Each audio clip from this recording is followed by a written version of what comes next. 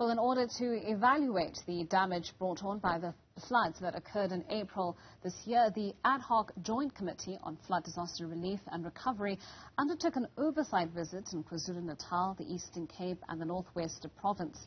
The Committee on Floods is responsible for overseeing the supposed R1 billion emergency flood fund. After meeting with the premiers and ministers and committee members, and EFF National Chairperson Veronica Mente joins us now to help us understand the situation on the ground. Veronica, thank you so much for your time and thank you for joining us this morning. We don't seem to be getting any clear answers on the issue of the R1 billion and its disbursement, either from Cabinet or from provincial governments. Are you able to give us a sense of where we are in terms of the funds? Thank you very much and thank you for having us. You know, it's a very sad moment for the entire country to be witnessing such attitude from government, the I don't care, laissez-faire attitude from government, that our people that have suffered the floods, today they still do not have answers. And there is no intervention from government ever since it was declared the national disaster. And from that moment, we all expected that the national government is going to go in, is going to intervene, is going to make sure that the needs of the people are attended to. And everyone who have suffered, at least by now, they have reconstructed their lives. But up to so far, from the meeting we had with the ministers and from the oversights we had, all the oversights, there was no R1 billion on site. And with the ministers, we only had excuses and blame game that we have asked you to apply, we've asked you to identify the problems and apply to us. You couldn't apply, you don't have a capacity to apply. It's not our fault. And you can see that nobody cares. Because if the local government and the provincial government do not have capacity to apply, to start off with, why did they have to apply when it is a national disaster? A national coordinating team was supposed to be on the ground. It was supposed to be working with them in identifying all the victims of the floods and ensuring that their needs are attended to. And therefore, there is no need for a local government to be the ones utilizing its officials that do not have capacity to apply. The national government, especially from Treasury, we were supposed to have coordinators everywhere that they are dealing with the matters of identifying the problems and putting the problems on paper, sending in and ensuring that the money is sent to provinces and all those needs are attended to. Well, you and your committee members have been on the ground conducting oversight visits. So in real time, from what you've seen with your own eyes, one is getting the sense that there is no clarity on whether or not those funds have in fact been dispersed, because what Cabinet is saying, certainly through the Minister of the Presidency, Mondli Gungubele, is that some of the funds have been dispersed. Only it is the local and provincial spheres of government that are actually delaying in utilizing the funds and ensuring that the money gets to those individuals, those victims who are in desperate need of that relief. You know, if ever your team was in that meeting on that particular day, it was a very sad and embarrassing moment to see a premier, in particular the one of KZN, telling the minister that do not come here to lie to the country and say you have given us money.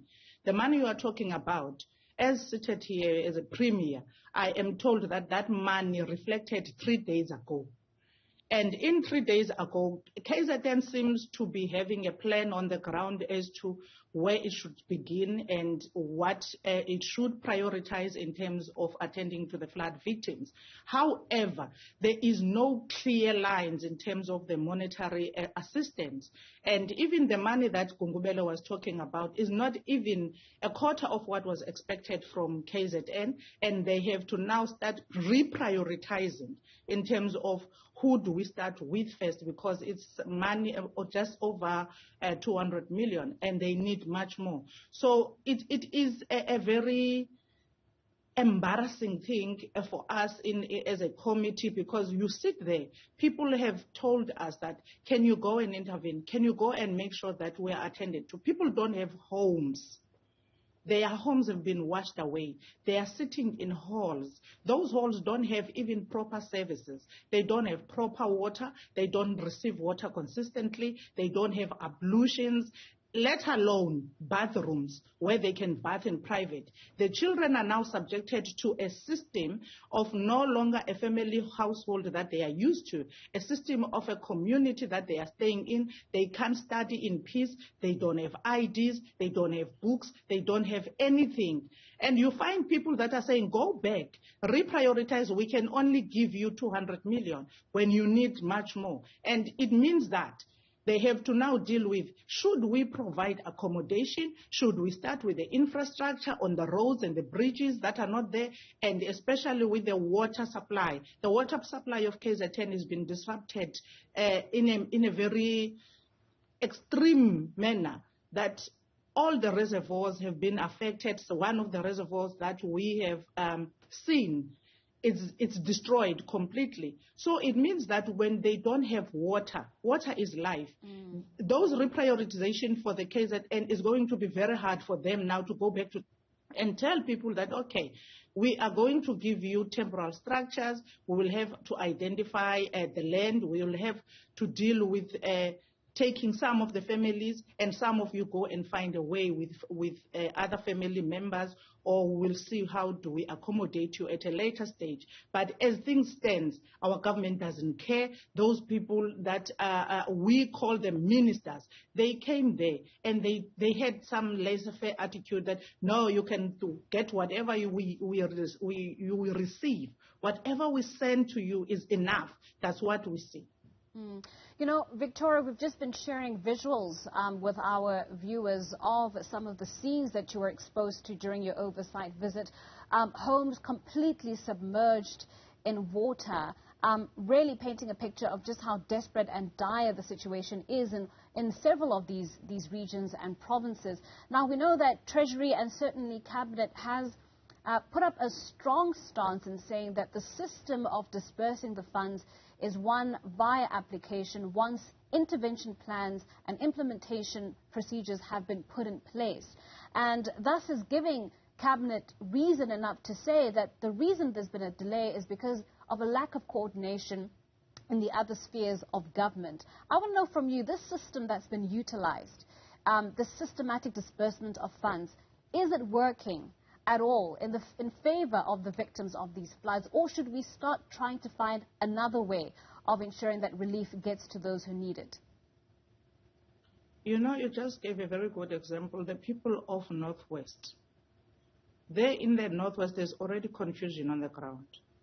The executive mayor in the district of Ngakamudiri and the councillor of Tswaying, the councillor mayor of Tswaying, the premier of Northwest, they don't see and have the same attitude towards the relief of the flood victims of Tswaying in Disbursement.